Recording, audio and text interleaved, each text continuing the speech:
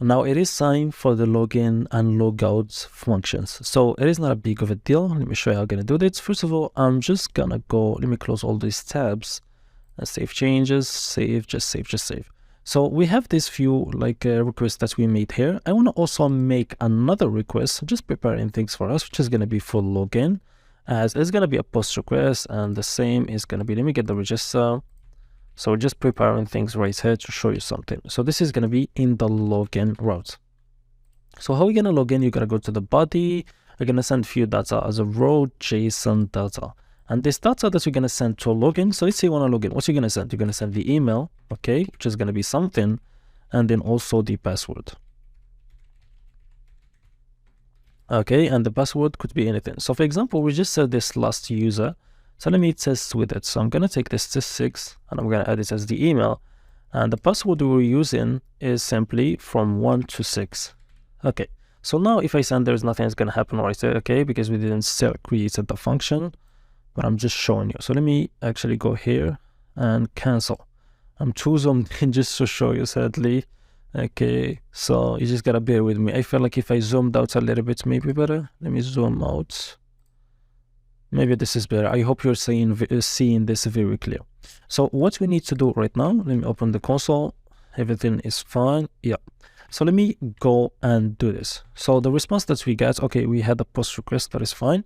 So what we need to do now is go back to my auth controller, and then I'm going to go to this register and close it, and then go to my login function. So we can go right here and we can extract the email and password from the request.party. I showed you how to do that. So after extracting that, I will actually go and create a function that returns a user and simply sign the user. So the sign user function takes two things, which is the email and the password. So I prefer, it is fine to send both of them. So let's send the email and the password like this. Okay. And this function I'm going to create in the services, of course. So let me take this and go to my service and go export, and then const sign user. It's going to be an asynchronous function that takes the email and the password, and then it does its job. So, sorry, not in the token service. What am I doing? It's in the auth service. Sorry. Let me go down. Let me zoom out a bit. I feel like too zoomed in is actually quite bad. So let me go, sorry, I already had it. So this is the sign in user function.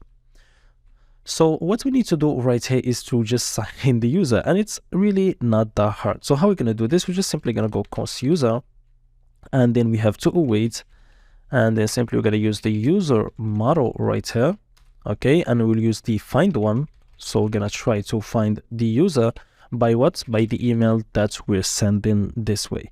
Okay, and for me, I always take the email that we're sending and to lowercase, because we already added that in the model itself. So I always change this to lowercase. So it is a good practice to do. So now that we had that, we're gonna check if this user does exist or not. Let me add lean. So if you have some information inside objects, they're gonna be leaned. So right here, what I'm gonna do, it's not really necessary. Just what we're gonna do if there is no user right here. Let me zoom in a bit because I feel like it's not zoomed in enough maybe. So you can see, so if there is no user, so we're trying to look for this user by the email when sending, and it doesn't exist. That means there is an error. So what we have to do is throw and then create HTTP error. And this is simply gonna be not found, okay? Because we didn't find this email. So I'm gonna say invalid credentials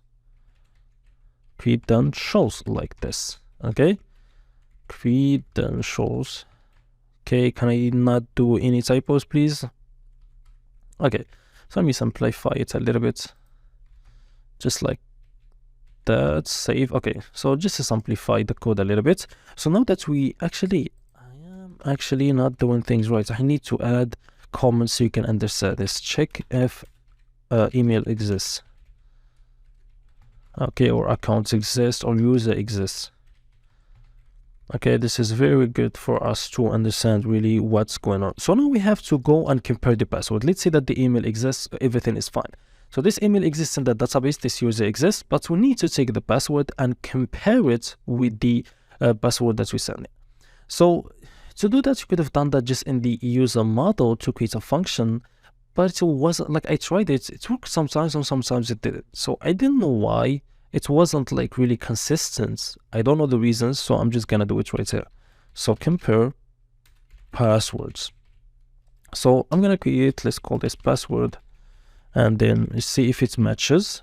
And what we're gonna do is simply await, and then we'll use bcrypt, and we're gonna use the compare function. And what we're gonna compare the password that we send in the body, and then with the user.password that is in the database. That is actually what we'll do. Let me import bcrypt from bcrypt, and this is simply what we will do. And right here we'll do a simple text. If this is not true, so if password matches is false, it's not true, that means it's not right. So what we have to do is actually send the same message right here. We just don't want to specify exactly what's going on. Let's not make it too obvious. Okay, right here, check. Actually it is the same, so let's just keep it this way. Yeah, already comment that. And then we simply have to, so if not, this is what we're gonna do. If everything went all right, we're just gonna return the user. That means it does match and everything. So it is actually that simple to test a login process. So let's actually go back now. And what I'm gonna do, let me try with an email that doesn't exist. Let me add a one right here and send. Let's see, did I import? Let me see if I imported the sign user. So let me go back to the controller.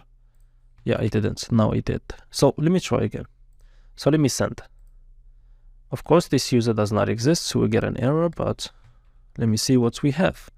So not found, and what is going on? So, okay, I didn't use await right here.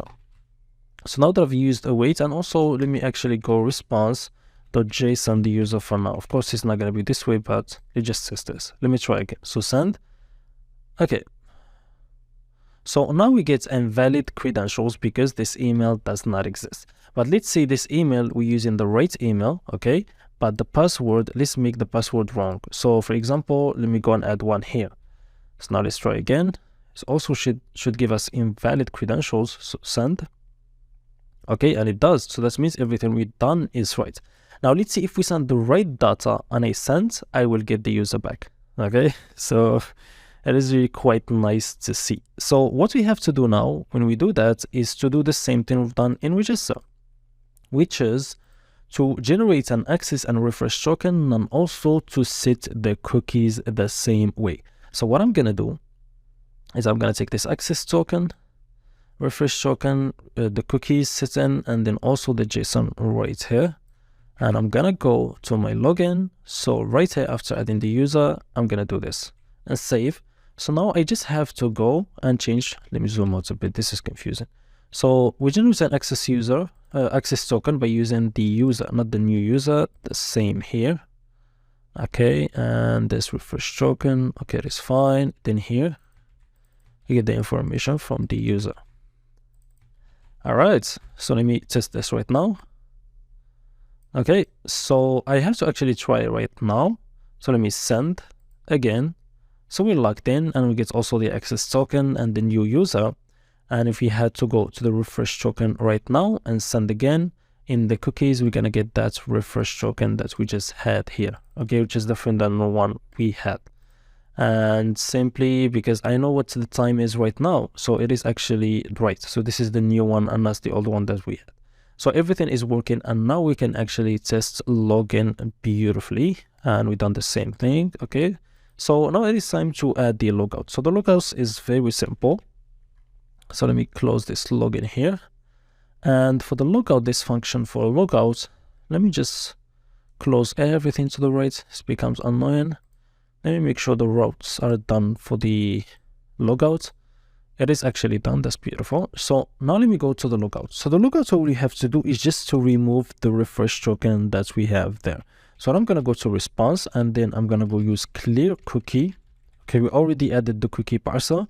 So we're going to clear cookie by the name, which was refresh token. And then also we have to define the path that we added it. So in the options, we're going to add the path, and simply let me get the path, which is this one.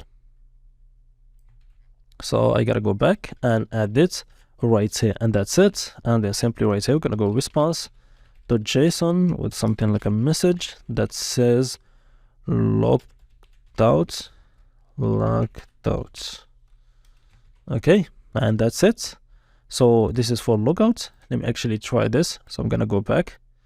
I'm gonna go copy this one and create a new request. So add a request. This one's gonna be for logout. It's gonna be a post request to the logout, not login. Right here. So if I went and sent something right here, you will see I get message logged out. So now that means if I went to my refresh token and try to actually send again, this cookie is not gonna exist anymore. So I send, and you will see this cookie right here, it's been emptied. So I don't see anything right here. So it is actually quite nice. So we're done with the login and the logout.